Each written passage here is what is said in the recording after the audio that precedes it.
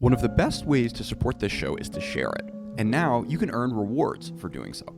If you refer 10 friends to ChinaTalk, you'll get a limited edition ChinaTalk mug or a hand-drawn postcard of your favorite Chinese leader drawn by yours truly. That's right, your own special mug or a one-of-a-kind drawing, simply for sharing ChinaTalk with your friends. All you have to do is sign up to get your unique referral link and then share it out. Think email, text, Facebook groups, DMs, GroupMe, however you want to do it. Just tell people why they should check out the show. Look for the link to sign up in today's show notes, or simply go to refer.glow.fm/ChinaTalk. You've got until the end of October, so refer as many people as you can. And now, 30 seconds of musical interlude to go and start referring your friends.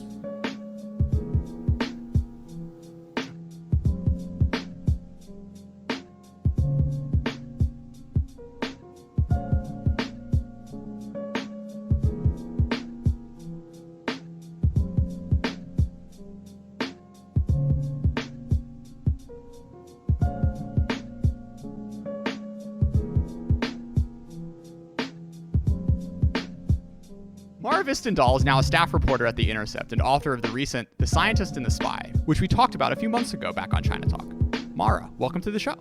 Thank you for having me. So Mara, who's Ambassador Terry Branstad? Terry Branstad was the U.S. ambassador to China from 2017 when he was appointed by President Trump until just a few weeks ago when he returned to his home state of Iowa. Before becoming the ambassador, he was Iowa's longest running governor. He was governor starting in the early 80s and then until 1999. And then he left and then ran for office again and became governor from 2011 to 2017. For most people, Terry Branstad is the one person who has occupied that position for most of their lives. He also, of course, hung out with Xi back in the 80s, was it? He developed this kind of friendship with Xi Jinping when Xi visited as part of an agricultural delegation in 1985. Xi was then a Hubei province low-level official, went on this trip to Iowa. Terry Branstad was a young governor at the time, and they kept in touch. At some point, Terry Branstad told Trump this story. He and his son, Eric, had also been very helpful on Trump's campaign. And so then when Trump was trying to come up with who would be ambassador to China, he thought of Terry Branstad. Yeah, it's funny because a lot of parts of this story just go back to Trump logic, which is that family is important and personal connections matter and nothing else does. So I should add that my own family got caught up in the Iowa-China sister state relationship. My grandparents actually were professors in Hubei province as a result of that relationship. Yeah. But unlike other people, we did not get rich on that relationship. Yeah, that's what you tell everyone, Mara. So can we get some stories from your grandparents? What were their reflections on that experience? My grandpa wrote a book that, like a photocopied book that's stapled together and distributed to family members. So it's 2017. We have Terry Branstad in Beijing. His son starts working for the Commerce Department and then leaves after a few years and goes into lobbying, government relations, whatever. So how does this all tie back to what I think is one of the more puzzling things that's happened in the U.S.-China relationship, where the Commerce Department, where Terry Branstad's son was working for, initially had this huge decision to, in essence, kill the company by stopping anyone who has U.S. components or any U.S. firm from doing business with it. ZTE, of course, is a telecom provider. But then a day later, Trump tweeted, we have to save Chinese jobs, or too many Chinese jobs at risk, and directed the Commerce Department to ease off on the decision it had made against ZTE, which was done at the first instance for, I believe, violating sanctions, particularly with relation to Iran and North Korea as well. A month after the initial denial order, Trump tweeted that he was worried about jobs being lost in China. I remember going on Weibo that day and reading comments of people just being so confused. And I was hoping that there would be some good memes, but it was just too it was just too like earth-shatteringly odd a thing to happen for people able to be even to be able to wrap their heads around it. So, because he had campaigned on bringing jobs back from China. For sure. So, Mara, how does this all loop back to Iowa? And what have you learned in your recent reporting that sheds a little light on this puzzling turn of events? So, my co-reporter at The Intercept, Li Feng, and I found that shortly before this denial order came down from the Commerce Department, a lobbying firm called Mercury Public Affairs had hired Eric Branstad as a lobbyist. After the order, ZTE hired Mercury to lobby for it. All of this was known before, but what was not known was that Eric Branstad had some involvement with the registered lobbyist on the ZTE account and then went to China with him to meet with Chinese government groups. They went to China in June of 2018, and then in July, the denial order from the Commerce Department was lifted, and the Trump administration struck a deal with ZTE. It's not clear that any of this is illegal. The optics of it are pretty bad, though. Eric Branstad's father was the ambassador at the time. Lee and I did talk with him, and he told us he stayed off the China accounts. He was aware that it would have appeared bad, to say the least, for him to be working on China at the time when his father was ambassador. But we asked him, what are you doing at these meetings? Why were you meeting with these groups? One group, by the way, has ties to the United Front, the arm of the Chinese Communist Party that seeks to expand the party's influence. And he said these meetings were really about culturally connecting, making friends. And I was there on my own dime. Is he like a musician or a painter? Is he bringing anything to the table? This does appear to conflict with some of the messages that Mercury sent internally, because after they returned from the trip, it told people that Eric Branstad and Brian Lanza, the other lobbyist who was registered on the ZTE account, were seeking to expand Mercury's operations in China, and that they'd had a fair amount of success there. Gotcha. The other thing I would say, our story came out at a time last week when there was a lot of focus on the activities of Hunter Biden, Joe Biden's son, and the Trump campaign has really been drilling down on the message that Hunter Biden has these problematic ties to Chinese businesses. And the New York Post story with supposed emails from a laptop believed to belong to Hunter Biden from this kind of questionable source had come out. And yet our reporting makes clear that the Trump administration also has a number of problems when it comes to influence peddling and to questionable ties to Chinese organizations. So the issue here being that both Eric Branstad and Brian Lanza, who was the registered lobbyist on the ZTE account, were advisors to Trump's 2016 campaign. Eric Branstad is now working on the 2020 campaign. So in addition to being the ambassador's son at the time, he was also a former Trump campaign advisor. He was somebody who had served in the administration, and he was somebody who is, by most accounts, very close to Trump. Yeah, Trump has said nice things about him. Oh, yeah, just off even the cuff, yeah. Last Wednesday, like last week at a rally in Iowa, he went on about how Eric Branstad is better than his father. Which maybe he's better at some things. So what is iFlyTek, and why did it merit the feature treatment on your end? So iFlyTek is pretty well known within China. It's a big AI company.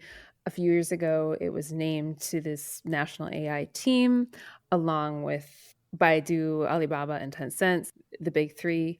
And it's most known for its voice recognition and voice synthesis capabilities. So it makes this really actually pretty cool device called the translator, where you just speak into the device and it speaks out in another language. Of course, works best for Mandarin, but they have it enabled for a whole bunch of other dialects and also for the major world languages. One of the things that iFlyTek has become really good at is handling dialects, and so accents fall under that. They have, and this is where its work becomes more problematic, is they've also made this big effort to conquer the minority languages and to master particularly languages like Tibetan and Uyghur.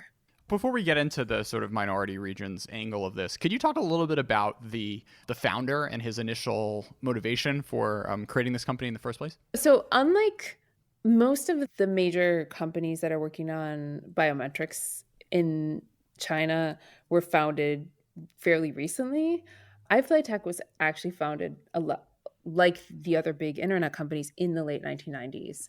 And the impetus was that IBM had developed this technology called Via Voice, which was a piece of software that you would install on your PC and that could do some very preliminary dictation in Chinese. And this was a time, if you can think back to the 80s and 90s, for people who typed in Chinese back then, input was pretty complicated. Now is very sophisticated. It's actually pretty fast to type in Chinese, but back then it was somewhat cumbersome.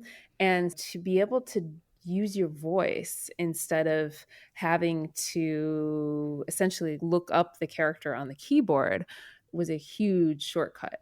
And the developer of Via Voice was actually a Chinese-born researcher who had moved to the US. He understood the potential. And when it came to China, it was a big hit. And there was a young PhD student named Liu Xingfeng who thought, basically, I want to do this for China. So he started iFlyTek out of the University of Science and Technology in Hefei, which is a great university, but Hefei is a provincial backwater. But he kept the company there, kept labor really cheap, and it is still there today. And they have since expanded into all these other dialects and areas. So it's interesting because initially in your piece, he has a quote where he said, "Voice is the foundation of culture and the symbol of a nation." And many people thought foreign companies had us by the throat, which, if you think back to the late 1990s and you think about voice recognition, it sounds ridiculous. But come to 2020, IBM is not going to be taking a contract to map every Xinjiang person based on the way they speak, which is something that iFlyTek has the capacity as well as the willingness to do so now. So the sort of indigenous development of this technology, even if it's comparable to what Western companies have produced, there is like a real advantage from the Chinese state's perspective to be able to work with domestic companies to do this sort of work. So there are companies in the West that are pretty tied up with the military or security state here.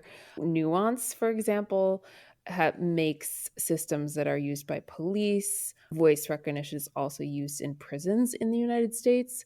But iFlyTek is in a unique position. The way these relationships work is they get access to the government data. It's money from the government. It's a secure source of income for the revenue for the company, but it is also a huge trove of data. And if you get it from all these different areas, it can become very rich.